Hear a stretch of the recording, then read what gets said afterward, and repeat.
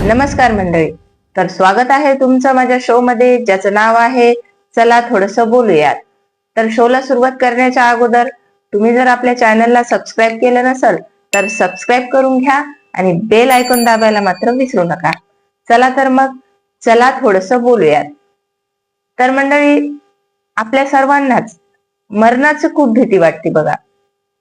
प्रत्येक जण आहे ज्याच्या त्याच्या मनात घरातून बाहेर निघालं, आपल्या कामाच्या ठिकाणापर्यंत जायपर्यंत आपल्या मनात एक भीती असती, ती म्हणजे मरणाची.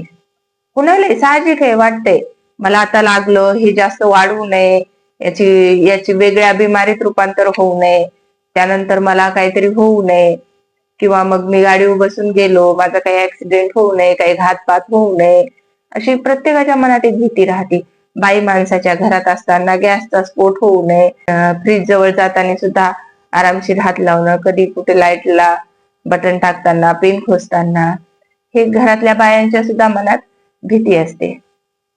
त्यामुळे मरणाचे नित्य स्मरण असावे. म्हणजे मरण हे अटळ आहे, हे एक दिवस येणारच. त्यामागची एक कथा सांगते. एकदा एका जंगलातून यमराज जात असतात, मृत्यूचे देवता. तर जाता जाता त्यांना एका झाडावर पोपट बसलेला दिसतो आणि त्या पोपटाकडे बघून ते यमराज हसतात. तर मग पोपटाला असा प्रश्न पडतो की यमराज माझ्याकडे बघून हसले, साक्षात यमराज माझ्याकडे बघून हसले, दुसरं जर कोणी असतं तर गोष्ट साहजिक होती, पण यमराज हसणं म्हणजे हे हलक्यात घ्यायला जमत नाही, असं पोपटाला वाटतं. मग पोपट खूप टेन्शन मध्ये येतो ना, की यमराज माझ्याकडे बघून कसे काय हसले. तेवढ्यातच पोपटाला गरुड पक्षी जाताना दिसतो.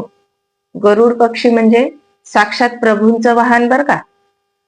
तर पोपट त्या गरुडाला थोड्या वेळासाठी थांबवतो आणि विचारतो की माझ्याकडे साक्षात यमराज बघून हसले, आता हे गरुड देवता दुसरं तिसरं जर कोणी असतं तर मी हे विषय एवढा धरून बसलोही नसतो, पण यमराज हसले म्हणजे काहीतरी असलच, माझे दिवस तर जवळ आले नसतील, असा प्रश्न पोपट त्या गरुडाला विचारतो.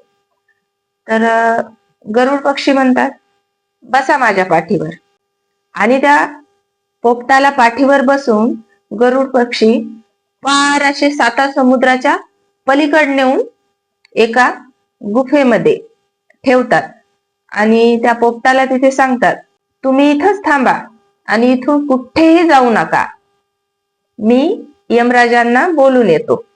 तिथून गरुड पक्षी यमराजाकडे जातात आणि यमराजांना प्रश्न विचारतात, हे यमराज, तुम्ही जे काल परवा एका जंगलातून जात असताना पोपटाकडे बघून हसला होता, ते विषय काय आहे, मी हे नेमका तुमच्याकडे विचारायसाठी आलो. तर तेवढ्यात यमराज सांगतात, तो विषय असा होता की मला त्या पोपटाचं या कारणामुळे हसू आलं की ह्या पोपटाचा आता 2 दिवसानंतर मृत्यू आहे, तीही कुठं, साता समुद्रापलीकड एका मांजरीच्या हातून त्याचा मृत्यू होणार होता.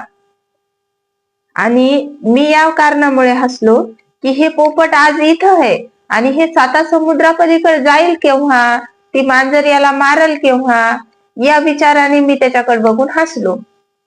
तेवढ्यात त्या पोपटाची आत्मा घेऊन यमराजाकडे त्यांचे दूत येतात. तेव्हा यमराज म्हणतात, ती बघा आली त्याची आत्मा.